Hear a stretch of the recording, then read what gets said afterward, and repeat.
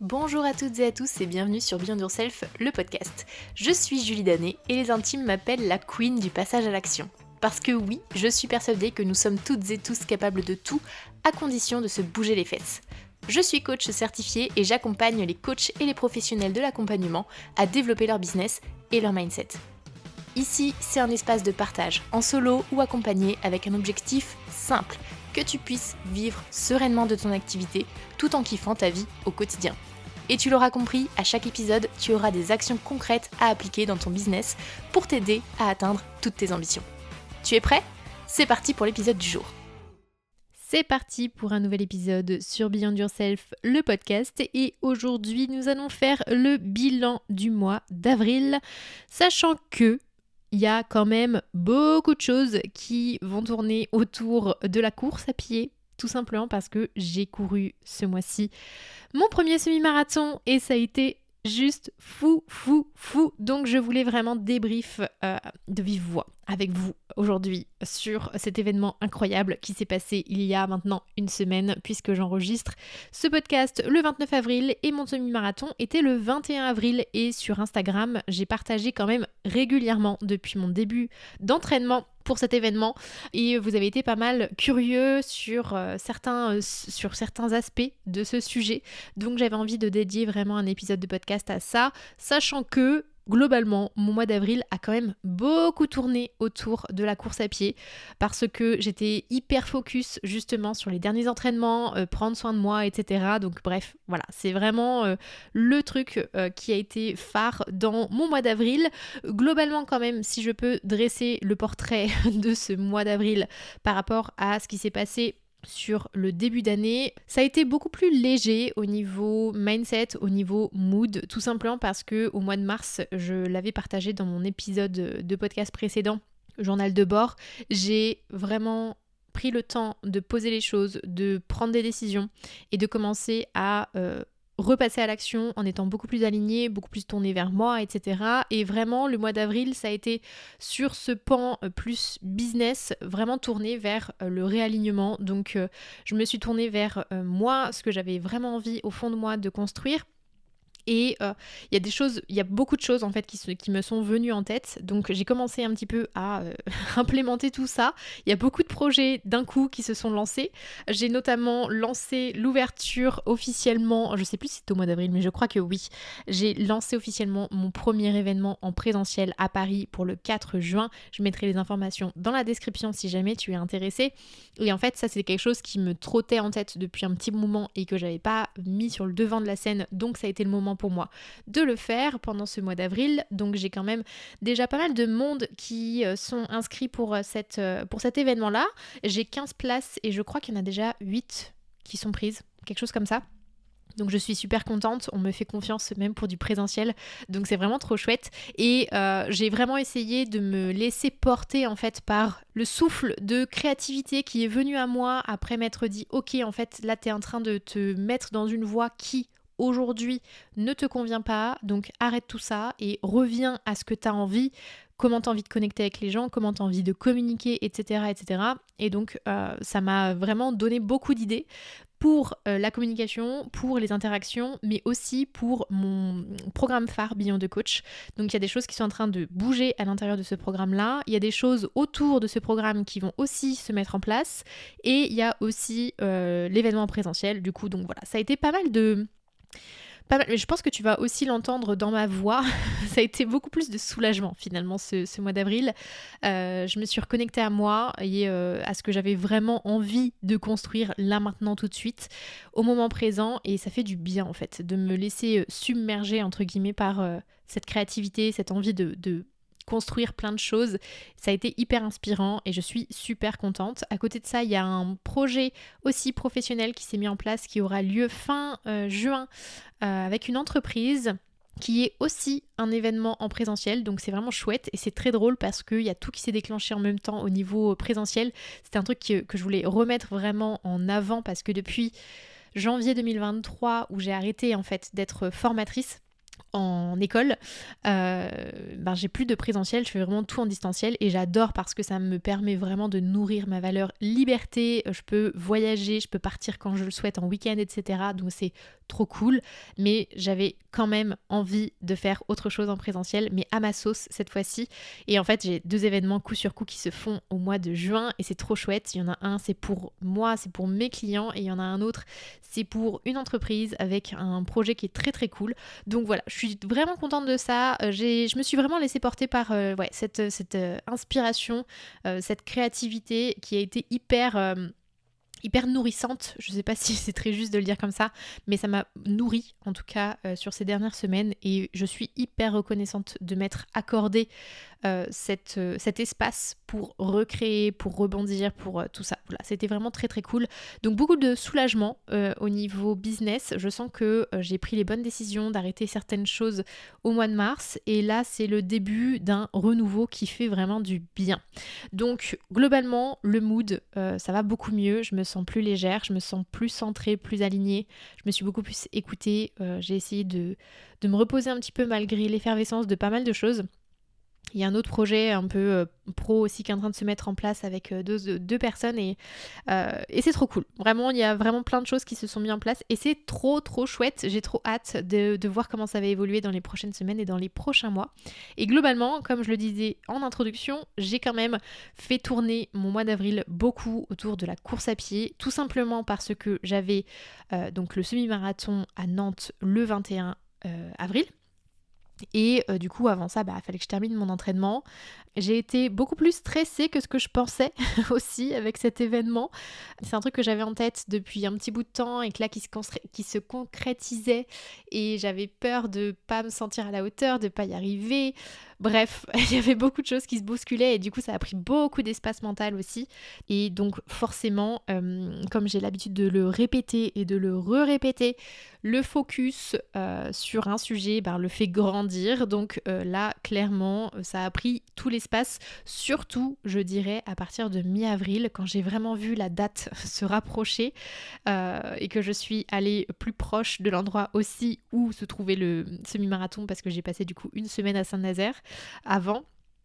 Et donc là, à partir de ce moment-là, vraiment j'étais focus. À partir du 15 avril, le lundi du semi-marathon, j'ai commencé vraiment à penser qu'à ça.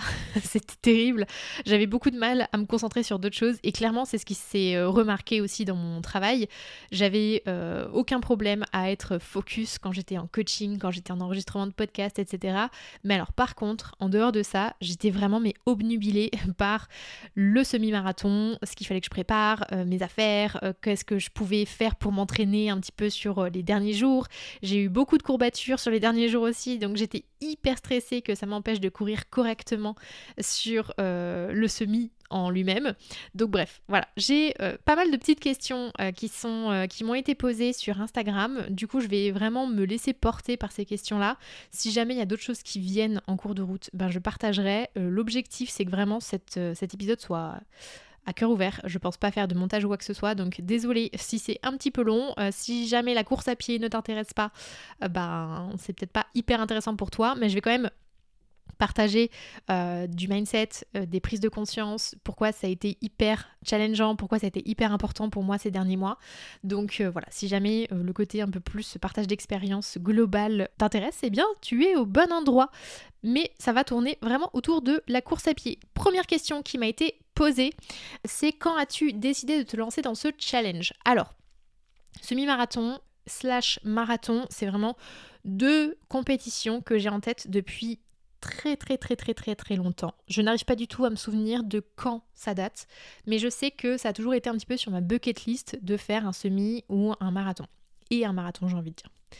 Donc voilà, c'est un truc que j'avais en tête depuis un certain moment, et puis j'ai décidé vraiment de me lancer dans le challenge du semi-marathon le 12 septembre 2023. Je m'en souviens parce que je suis allée regarder il n'y a pas très longtemps la date.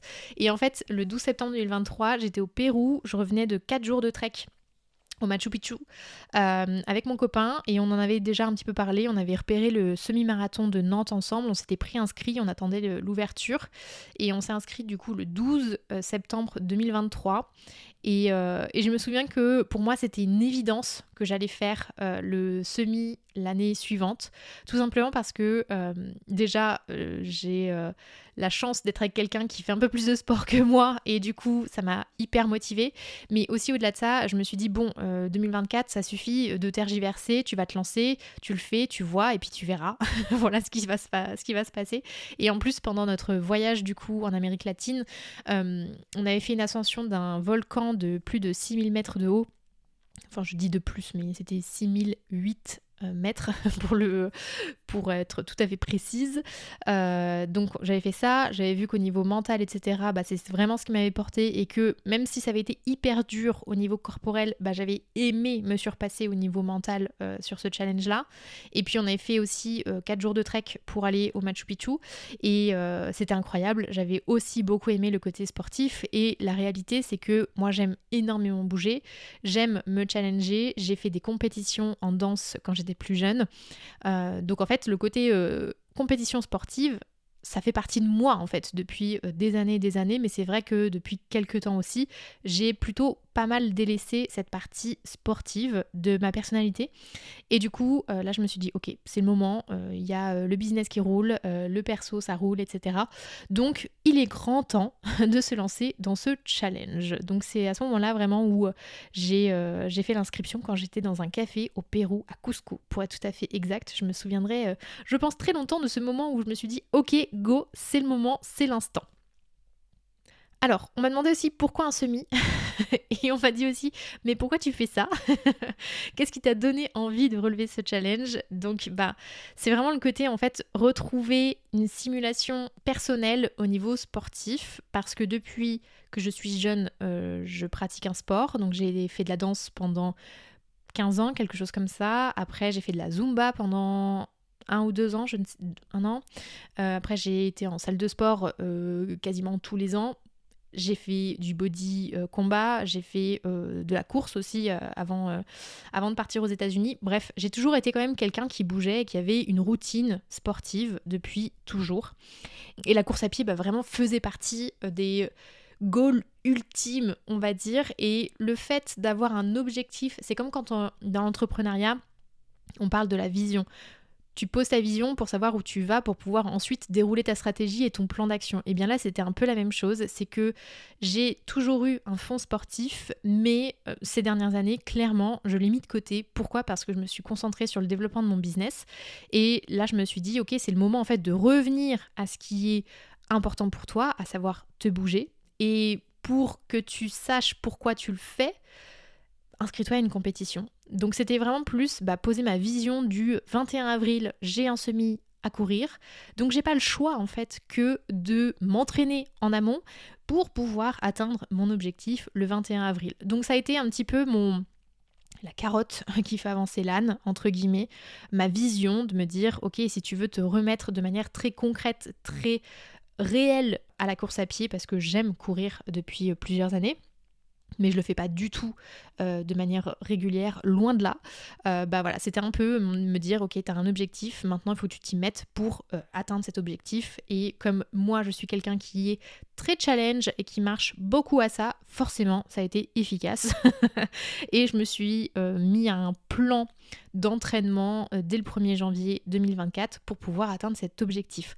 Du coup, je vais y revenir juste après. On m'a demandé aussi, tu courais déjà avant? Alors oui, je cours depuis, je dirais, mes études, le master, mais j'avais jamais couru plus de 10 km et je l'avais fait une seule fois dans ma vie et c'était en 2015, je crois, donc il y a 9 ans. Et après, je courais de temps en temps, quoi, histoire de dire, bon là, vous savez, les moments où tu te dis, bon ça y est, je me remets là de manière très, très dure et très correcte dans cette pratique sportive. Et finalement, ça dure 3 semaines. Bon, c'était un peu ça, avec la course. Donc je courais de temps en temps sur 2-3 semaines de manière un peu régulière. Et après, je relâchais totalement le truc. Donc j'étais habituée à courir, mais vraiment de manière très disparate. Je pense que avant de me remettre un petit peu à courir 1 ou 2 fois par semaine à mon retour de voyage en Amérique latine en octobre, j'avais pas couru depuis peut-être 2022 avant, et j'avais peut-être couru 10 fois dans l'année. Voilà, donc on peut dire que je ne courais pas. Clairement, je ne courais pas avant. J'ai vraiment commencé à courir de manière très pointue le 1er janvier 2024. Quelle préparation pour le semi et pendant combien de temps? Donc j'ai commencé le 1er janvier 2024 pour un semi le 21 avril 2024, donc 3 mois et demi de préparation avec 3 séances par semaine, à savoir une séance sur l'endurance fondamentale ou en zone 2 en mode tranquille footing en gros. Une fois ça, deuxième séance un fractionné. Alors à ajuster après, j'ai pas fait tout le long le même, j'avais 2 exercices un peu différents et une sortie longue, plutôt le samedi ou le dimanche, où là j'augmentais avec les semaines les durées. Donc c'est un peu ce que j'ai fait sur les 3 mois et demi. J'ai commencé en courant, je crois, 25 minutes, quelque chose comme ça pour le footing, peut-être 30 ou 35 minutes pour la sortie longue, et en fait chaque semaine je rajoutais 5 minutes en gros. C'était un peu une préparation faite à la mano, hein. J'avais pas du tout de coach spécifique, mon copain m'a aidé à monter le programme, mais c'était pas du tout un truc hyper pointu, validé par un coach sportif, etc. C'était vraiment fait maison. Donc 3 séances par semaine, et à partir du mois de février, j'ai instauré une séance de renforcement où je faisais principalement les bras, et ça a été pour moi l'erreur du coup, puisque je ne connaissais pas du tout comment progresser finalement en termes de course à pied, donc j'avais pas du tout intégré de renforcement au niveau des jambes, et c'est sans doute ça qui a fait que j'ai pas eu une blessure, mais j'ai commencé à avoir une douleur quand même assez relou dans la fesse gauche, je sais pas à partir de quand, mais février ou mars, quelque chose comme ça, et du coup je suis allée voir un kiné un peu en urgence en voyant que le semi était dans 1 mois et demi, pour essayer de faire quelque chose à cette petite douleur dans la fesse. Mais voilà, globalement, je me suis entraînée 3 fois par semaine en course, plus un renforcement musculaire, mais au niveau des bras, donc c'était pas hyper pertinent par rapport à la préparation du semi, et pendant 3 mois et demi. Mon ou mes objectifs en termes de durée et en termes de vitesse. Alors quand je me suis inscrite le 12 septembre 2023, clairement mon objectif c'était de terminer le semi, et en fait en faisant les entraînements, je me suis dit ok, bon, il y a peut-être quelque chose que tu peux te mettre en termes de challenge au niveau de la durée maximum, et du coup j'étais partie sur un max, si possible, de faire les 21,1 km de course en moins de 2h25. Et finalement, j'ai réussi à faire 2h22 et 53 secondes, si je ne me trompe pas. Donc presque 2h23, mais là, on va dire que c'est 2h22 parce que ça fait plaisir à l'ego. Bon, en tout cas, j'ai fait plus rapidement que ce que j'avais en tête. Et globalement, je suis assez contente de ça, tout simplement parce que déjà de base, je voulais juste le terminer. Je l'ai fait finalement plus vite que ce que j'avais calculé en termes d'entraînement, etc. Donc, trop cool, vraiment. Ça a été hyper satisfaisant de voir le chrono à la fin. J'étais hyper contente, et ça s'est trop bien passé. Vraiment, ça s'est trop bien passé. J'ai adoré le semi en lui-même. Ça a été une expérience de fou malade. Je me suis vraiment retrouvée, et c'est ce que je dis depuis que j'ai terminé la compète et qu'on me pose la question, c'est le truc que je dis, c'est que je me suis sentie dans un flow, mais c'était fou. J'ai pas vu le temps passer, les 2h22 vraiment sont passées extrêmement vite. Je me suis laissée porter par mes jambes, mon corps a été hyper collaboratif, clairement. J'ai eu aucune douleur, ça a été assez facile pour moi. Je me suis vraiment sentie portée en fait par mon corps, par ma tête aussi. J'avais peur de tomber un petit peu dans... il y a toujours un moment, j'entendais souvent qu'il y avait un moment où on commençait vraiment à lutter et que c'était le mental qui reprenait le dessus. Et moi, vraiment, j'ai pas eu cette souffrance de me dire « Vas-y, il faut pas que tu lâches, etc. » Non, j'étais vraiment en mode « Ok, là, je viens de passer le 10e. Ok, bon, il me reste encore 11 km 1. Là, je suis à 17. Ok, il me reste tel nombre de kilomètres. » Et en fait, ça a été hyper fluide. Vraiment, ça a été hyper fluide. J'ai commencé à avoir les cuisses qui se crispaient à partir du 18e kilomètre, d'ici 18-19, quelque chose comme ça.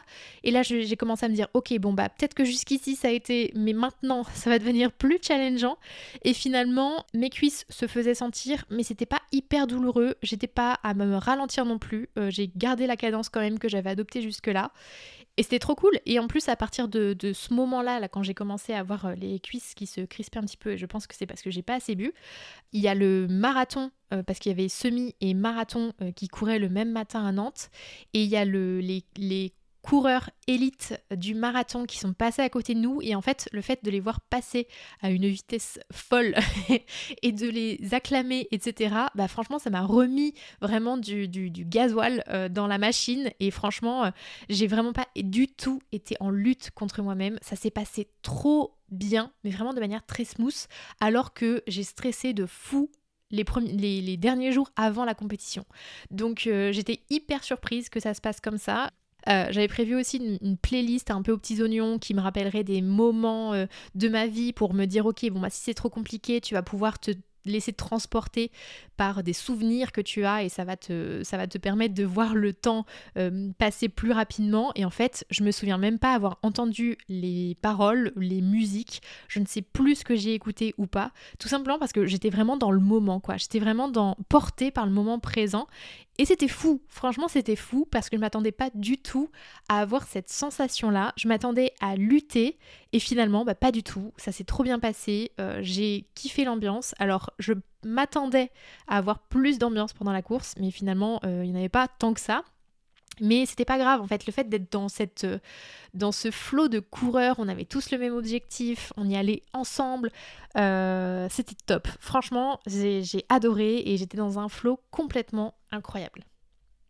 Ensuite, on m'a demandé comment est-ce que j'ai mesuré mes progrès. Alors, j'ai mesuré mes progrès, j'ai pas du tout amélioré ma vitesse pour le coup, mais en même temps, ça faisait que quelques semaines finalement que je courais régulièrement depuis le 1er janvier. Donc j'ai vu surtout mes progrès en termes d'endurance parce que semaine après semaine, j'augmentais de 5 minutes en 5 minutes sur chaque session de footing et de sortie longue, les fractionner aussi, pas en termes de minutes mais en termes d'intensité, enfin bref, je vais pas rentrer dans le détail là-dessus. Du coup ça s'est super bien passé, ça a été hyper smooth parce que chaque semaine je voyais que j'arrivais à courir 5 minutes, juste 5 minutes en plus, c'est rien sur un chrono et finalement ça fait tout. Et au fur et à mesure aussi j'ai commencé plus à m'intéresser à ce que ça voulait dire d'être en endurance fondamentale, à qu'est-ce que ça allait m'apporter le fractionné, etc. Et en fait je me suis laissée porter en fait par les progrès, j'ai envie de dire, mais je l'ai surtout vu au niveau endurance, mais pas en termes de vitesse, parce que si je regarde un peu la vitesse moyenne sur tous mes entraînements mois par mois, on est sur les mêmes. J'étais à peu près à 7 minutes 21 pour courir 1 km. Je ne fais pas partie des coureurs rapides et c'est totalement ok. J'ai eu des périodes pendant l'entraînement par contre où je m'auto-flagellais un petit peu là-dessus en me disant mais pourquoi il y a des gens qui courent bien plus vite, en tout cas tous ceux qu'on voit sur les réseaux sociaux c'est le cas.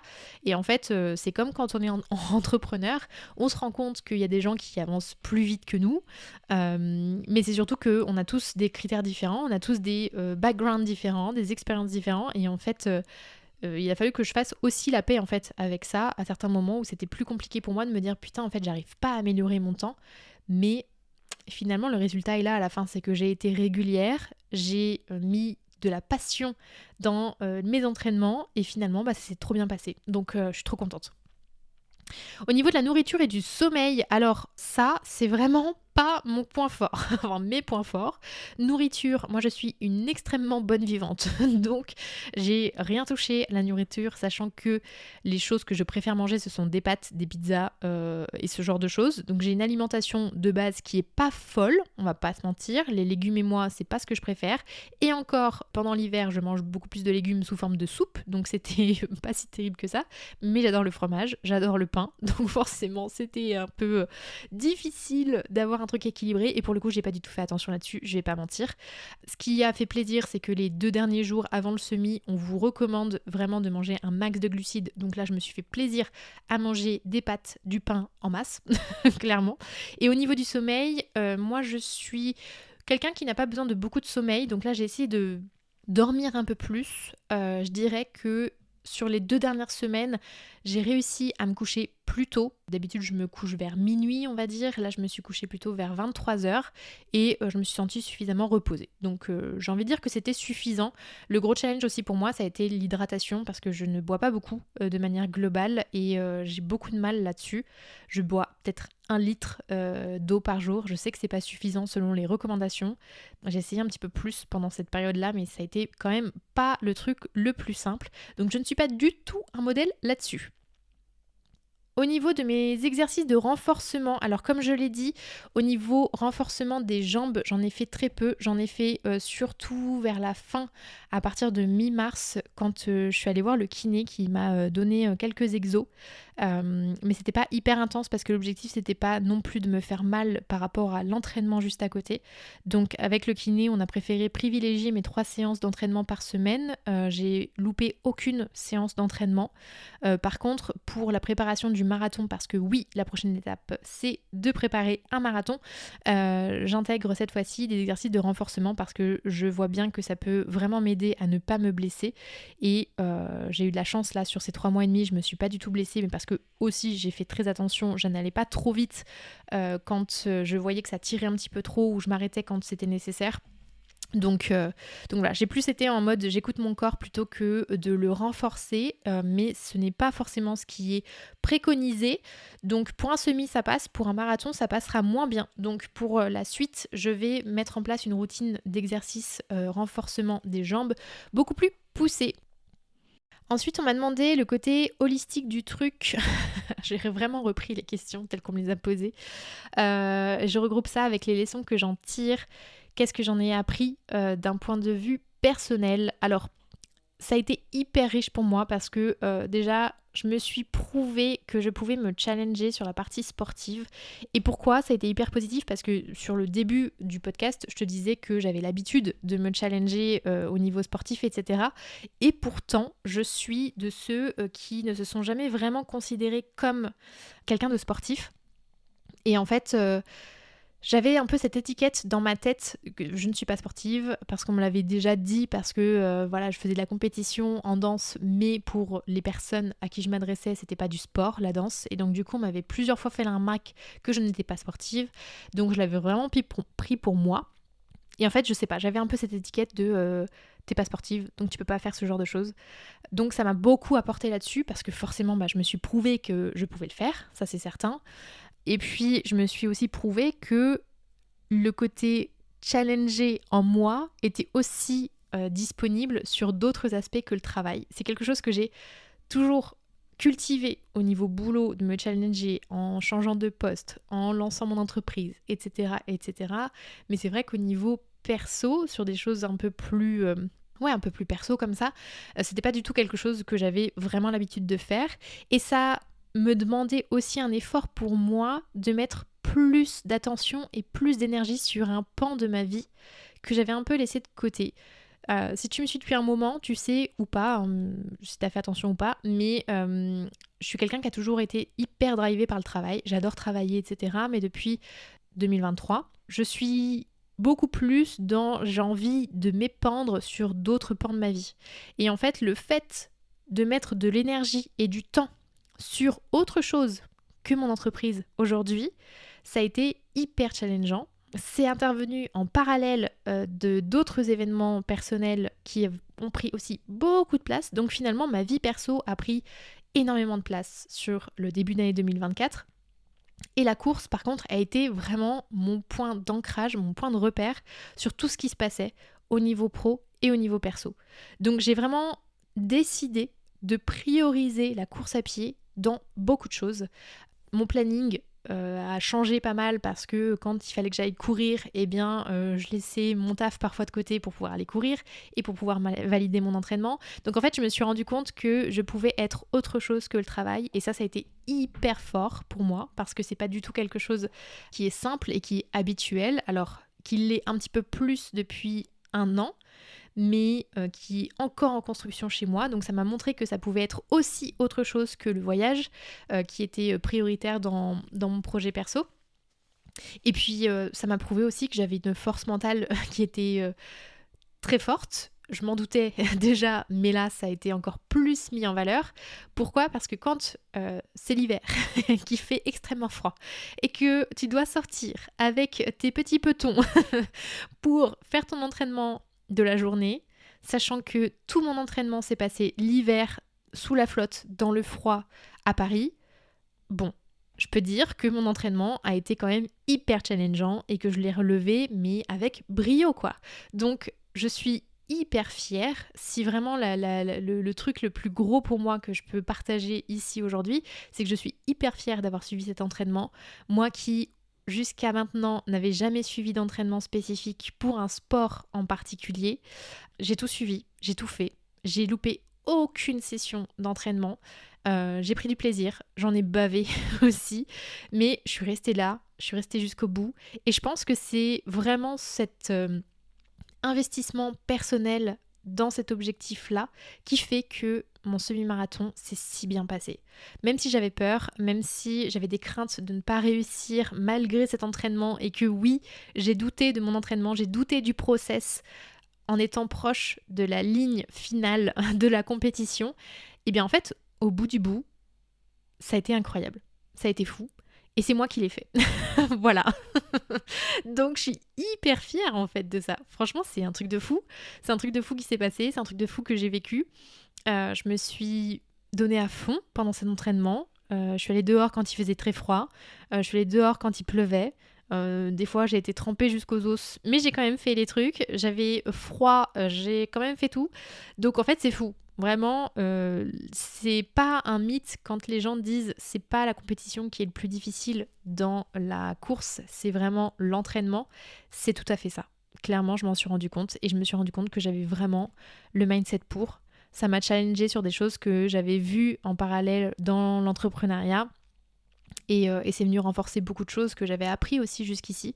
Donc franchement, ça a été incroyable. Je pourrais, je pense, parler encore plus des leçons, mais de manière un petit peu plus pointue sur un épisode en particulier, parce que là, je vais vraiment parler pendant beaucoup trop longtemps. Donc si jamais ça t'intéresse que je fasse un focus vraiment sur les leçons que j'en tire et que j'aille un petit peu plus dans le détail, tu me le dis et je ferai ça dans les prochaines semaines. Ensuite, on m'a demandé comment est-ce que je suis restée motivée, qu'est-ce qui aide à tenir mentalement si coup de mou. J'ai eu beaucoup de chance de pouvoir, d'être inscrite à cette compétition avec mon copain. Il n'était pas tout le temps avec moi pour les entraînements, mais il était là quand même assez régulièrement. Donc c'est sûr qu'à deux, c'est beaucoup plus facile. Mais je me souviens très bien de certaines séances qui étaient sans doute les plus reloues.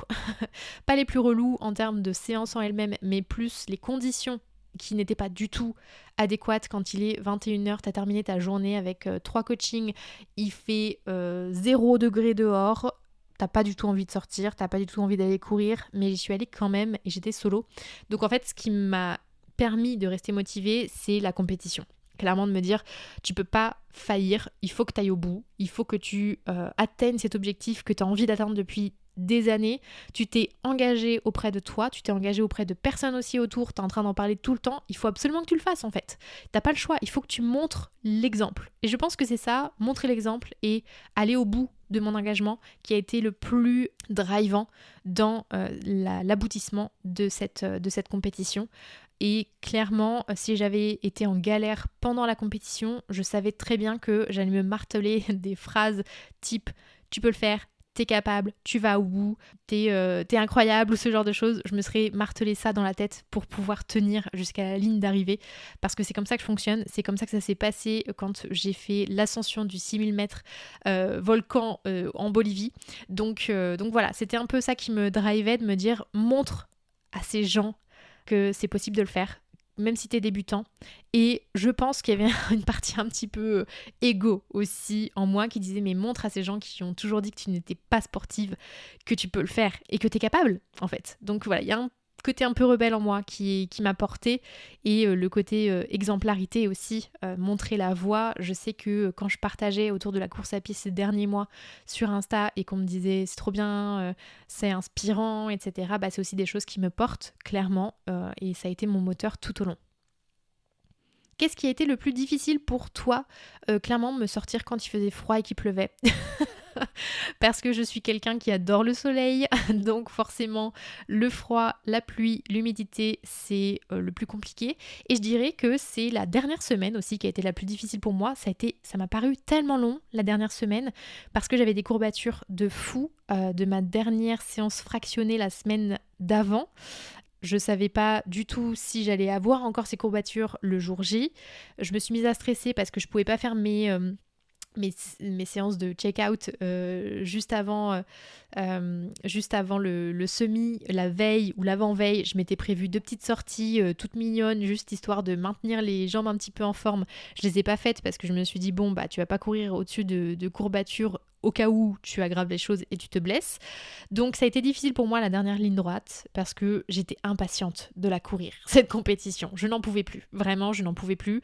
Je pensais qu'à ça, j'avais beaucoup de mal à me concentrer sur d'autres choses. C'était franchement très relou pour moi, peut-être pour les gens autour de moi aussi, parce que je ne parlais que de ça.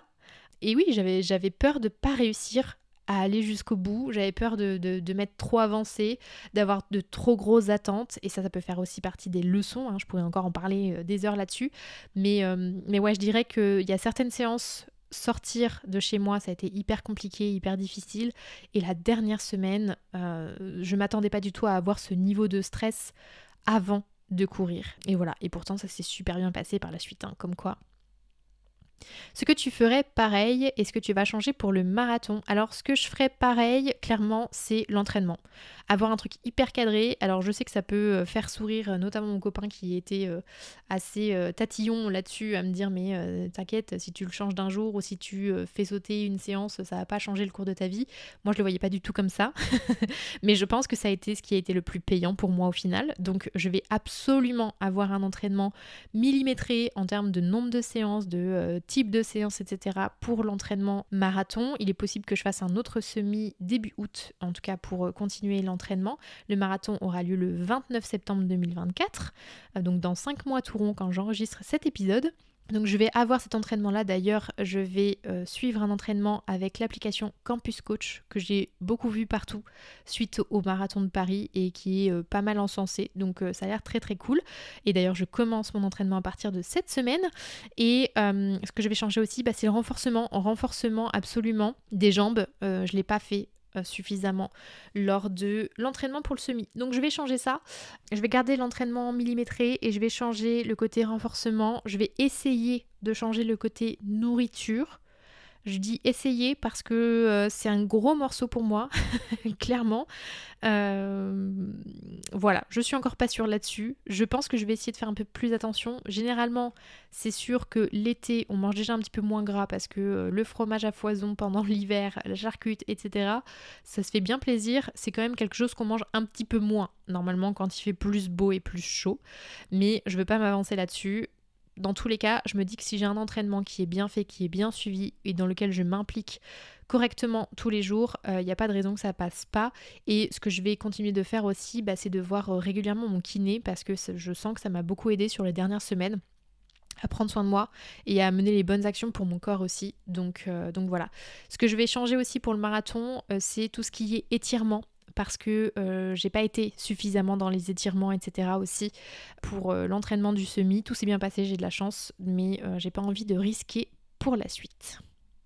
Et la dernière question, quel a été mon ressenti tout au long du parcours? Qu'est-ce qui m'a aidé pendant? Bon, j'en ai déjà un petit peu parlé tout à l'heure. Vraiment, je me suis sentie dans un flow total. Je pense que ce qui m'a aidé pendant, c'est mon Apple Watch qui mesurait du coup en temps réel mon allure, etc. Et en fait, je passais régulièrement un coup d'œil sur mon allure, sur comment je me sentais, et je faisais beaucoup d'allers-retours entre comment je me sens, qu'est-ce que ma montre me dit, et ça me permettait vraiment de me stabiliser finalement, et je pense que c'est ce qui m'a aussi permis d'être dans le bon flow. À chaque ravitaillement, je prenais un verre d'eau classique et un verre d'eau sucrée pour me remonter un petit peu en énergie. Pendant le semi, j'ai mangé 2 gels, donc ça c'est pour les personnes qui maîtrisent un petit peu le sujet, mais je me suis ravitaillée avec 2 gels et j'ai rien mangé par contre sur les ravitaux. J'étais plus sur le côté il faut que je boive pour les ravitaux, donc c'était 2 verres systématiquement. J'aurais pu boire plus. Par contre, je pense que c'est ce qui a fait que mes cuisses étaient un petit peu tendues à la fin. Mais globalement, un ressenti au poil, ça s'est trop bien passé. Un truc qui a été trop cool et dont je viens de me souvenir et qui m'a aussi beaucoup porté, c'est que ma sœur, qui ne pouvait pas être là sur place, m'envoyait des messages toutes les 10-15 minutes peut-être pour me dire vas-y tu peux y aller, tu peux y arriver, etc. Et en fait ça m'a beaucoup porté aussi. Il y a ma maman qui m'a envoyé aussi quelques messages pendant la course parce qu'elle me suivait via une application à distance. Et en fait de voir sur ma montre des messages des personnes qui me sont chères apparaître régulièrement, je pense que ça a aussi aidé à ce que je garde la motivation et à ce que je me dise ok vas-y tu peux le faire, t'es capable, tu vas leur montrer. Enfin bref, c'était vraiment ça qui je pense a été le plus stimulant tout au long du parcours. En tout cas, premier semi, c'était une expérience totalement incroyable. J'ai aucun regret de comment ça s'est passé, de comment je l'ai vécu. Le stress d'avant, eh bien, il était là. C'était pour me restimuler. Je l'ai pris comme de l'adrénaline finalement sur la ligne de départ. Donc franchement, c'était trop chouette. J'ai trop hâte de commencer cette semaine l'entraînement pour le marathon parce que oui, du coup, je me suis inscrite pour 2 marathons avant la fin de la première compétition, tout simplement parce que j'avais envie de garder ce flow, cette motivation, ce challenge en fait que j'ai trouvé incroyable depuis début janvier. C'était important pour moi de poursuivre sur cette voie, donc je me suis pas donné le choix entre guillemets que de continuer et c'est pour ça que je me suis inscrite pour le marathon de Rouen fin septembre et pour le marathon de Paris l'année prochaine. Et entre-temps, comme ça je pourrais faire des semis, des petites courses à droite à gauche pour agrémenter un petit peu mon côté compétitif qui a été hyper porteur, en tout cas pendant cette première compétition de course à pied. Voilà, j'ai fait le tour de ce que je voulais te partager aujourd'hui. Alors je pense que j'aurais pu continuer vraiment longtemps à parler de tout ça. Je sais pas à quel point ça peut te passionner, toi qui m'écoutes. Si jamais ça t'a plu, que je te partage tout ça et qu'il y a des choses encore sur lesquelles tu as envie que j'approfondisse parce que là je me suis quand même vachement limitée, j'ai pas pris du tout de notes, j'ai rebondi sur le flow un petit peu de vos questions que vous m'avez posées. En tout cas, hyper belle expérience, je suis ravie d'avoir pu faire ce premier semi-marathon, ce sera pas le dernier, ça c'est certain. J'ai adoré tout le process du début à la fin, même si ça a été hyper challengeant. Et voilà, j'ai aucun regret et j'ai trop hâte de voir la suite de mes compètes, ça va être fou. Voilà, tout simplement. En tout cas, merci de m'avoir écouté jusqu'ici. Si ça t'a plu, tu peux venir m'en parler sur les réseaux sociaux avec grand plaisir. Et puis, je te retrouve la semaine prochaine pour un nouvel épisode. Ciao!